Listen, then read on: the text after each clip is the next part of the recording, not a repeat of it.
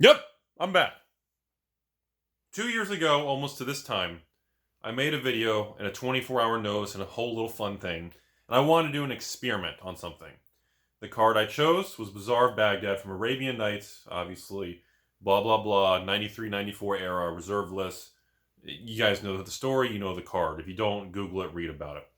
At the particular original filming of this in 2018, early 2018 or end of 2017, we got to pull that exact thing, I think it was. Now I'm getting confused. The card on average, I was able to buy played ones for around $500 a card, and near mint ones for around $700 a card. I slowly started to buy into this particular card because I really, really liked it. Bazaar of Baghdad, and this is something I want everybody to learn about, is the reason, and the most common thing, if you guys remember, those of you who've been around this channel for the last 4 or 5 years, you would remember the most common thing after it happened was, of course, Rudy's evil, he's going to destroy the game, blah, blah, blah, giggity, taco, life, basement, we know. But the most people were actually asking, why did you choose that card versus the more popular Library of Alexandria? This is something we discussed and had some videos on years ago. Well, in this new 2020, as we approach the fourth quarter here, obviously, if you haven't, unless you've been living under a rock, you realize reserve list cards have skyrocketed again. Bazaar of Baghdad is actually higher than it was when I did my large accumulation, and to this day, I never sold any of them. Because remember, my goal was 100 Arabian Night complete sets, plus having graded cards and all kinds of extra other things. So a long time ago, when I did that whole thing, I'll show you guys something here. So a while back, when I did that whole thing, I always liked Library of Alexandria, but it really wasn't the Bazaar of Baghdad card that was kind of my favorite. This was the card that really excited me because it fit a very unique criteria. The criteria was I didn't want a Magic card like Black Lotus or Power 9 that was known from the very beginning to be a powerful card. In the early 90s, Bazaar of Baghdad was garbage for the longest period of time. Nobody wanted the card. It was terrible. Everybody wanted Jean de Jin, Library of Alexandria, Moxins, Lotuses, Dual Lands. Well, I guess not as much as Dual Lands. Dual Lands were like $5-10 at the time, but you understand. Bazaar of Baghdad was like $5. Look at an old Inquest or Scry magazine from the 90s or Google it, and you will see that. So I wanted a very unique criteria. For the record, Bazaar and Library are both U3s. They're uncommons, not rares and Arabian Nights. Not like that even matters because the print run is so stupid.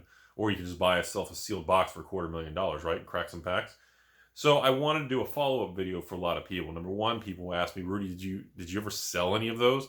No, because I told you all years ago when I bought into them, I didn't buy them to flip.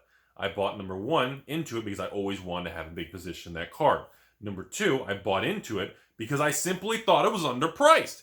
I told everyone back in 2016, 2017, even the very first couple videos of this channel, when I said it's good to own land with dual lands. This was back in 2016, when plateaus were like, you can buy a revised plateau for like $35. I think even the blue dual lands were maybe 100, 150. I think Underground Sea was like 175. Anyways, I wanted to make a point, number one, that anyone with large capital or access to the market can really move a product. Number two, I've truly felt that particular card was severely underappreciated and underpriced. So my cost basis was on average about $550, with the minty graded ones probably being around $700 at the time. And, here we are, end of 2020. And now people are buying played and damaged ones for $1,500. And near mint ones, light played, are honestly, light playeds are approaching $2,000. Near mint and graded PSA BGS 910s are over $2,000. And I remember the anger and the threats I got telling people Bazaar of Baghdad should be a $2,000 card. And people were they lost their minds, the emotions took over. But some people stood back and kind of questioned and said, okay, well, why is that? Why 2,000? Why not 1,500? Why not 3,000? It was one of those scenarios. The same thing years ago when we talked about the Urza's boxes. When Urza's Legacy and Destiny, when I was buying all those boxes for $400 or $500 a piece. And Urza Saga boxes I remember buying for $900 a piece, and everybody thought it was stupid to buy $1,000 Urza's box. And that was for Saga, by the way, especially without foils. Because people didn't see what I was focused on, which was the 5-10 year trajectory of these things. It's not about the short-term noise. Like right now, I expect Bazaar of Baghdad to settle out around this $2,000 price range. I think as the time goes on, oh, I thought I was stepping on a Bazaar of Baghdad. I think as time goes on, I think the price will probably settle back, usually do about a 20-30% retracement. So, I think it'll level out, probably around $1,500 this time. But if you want a clean copy or high-end graded, you're probably going to be looking at $2,000-3,000 now. It's actually above what I actually thought it would be. Before, I thought near mint perfect PSA 10s should be $2,000. Played ones, like I said, that's the difference. And it's been this way for years since I made the video, and the price moved, and everybody just got emotional. And here we are again in late 2020 with the same Bazaar of Baghdad conversation. I haven't brought this up in years, and the price is higher than when we talked about it years ago. Even through the crash of reserve list crash of 2018, 2019, through the economic turmoil of 2020, and it's higher. That's crazy. That's crazy. And it needed a follow-up video to remind people the timeline, because everybody forgets this stuff.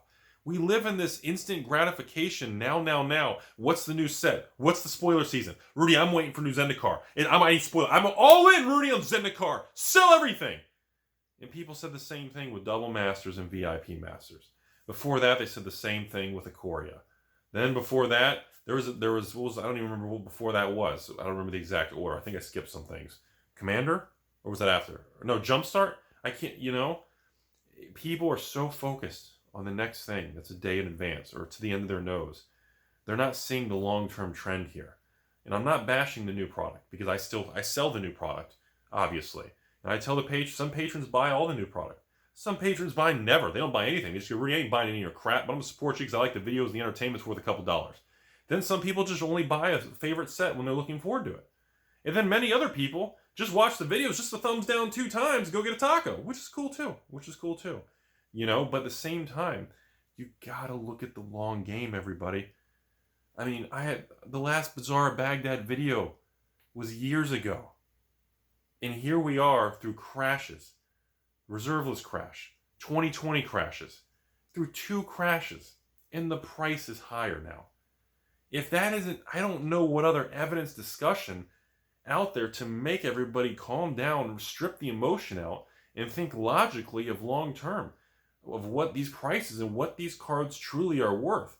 The rarity and scarcity of these original cards. I don't care about the reserve list being reprinted or broken in 100 years from now. I don't care if they remove the reserve list in 175 years. It doesn't make any difference. I don't care about that. What I'm trying to tell you all is these original Magic cards are extraordinarily rare, extraordinarily tight in supply in this new era of and Wizards banning certain cultural and sensitivity things towards the culture and artwork and certain cards. That adds another layer of complexity to it. Now with the same thing with banning artists like Theros, it adds even more complex and variables to the equation. But I'm here to tell you all, we're third quarter 2020. Revised dual lands are all-time high, above the last reserve list crash, above before 2020's crash. They are all-time highs. The reserve list is not changing. It's not going anywhere. You're free to thumbs down multiple times, do your thing, as people get really angry when I make these videos, but no one else is willing to talk about it. And there's so many things happening with these topics, somebody has to talk about it.